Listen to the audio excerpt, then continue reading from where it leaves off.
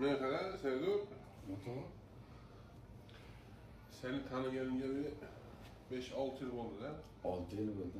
6-yil. 6-yil bo'ldi, gap yo'q. Qachon Dubayga kelsam, oldinga borasan. O'zbekistonda ham kelasan, ha. Jumalar teriklaysan, telefon qilasan, gurunglashasan-da.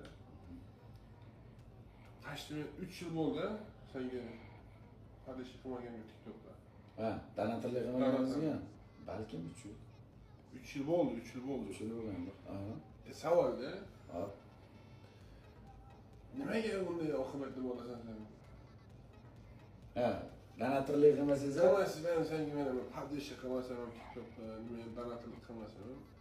Mana mehmonlarim bor edi Abu Dabiga. Kechasi bilan uxlamasdan yo'lga chiqdim. Ha, buni sabab sizga qilsin. Buni sababi lekin men qara. Ha. To'g'risini ayt.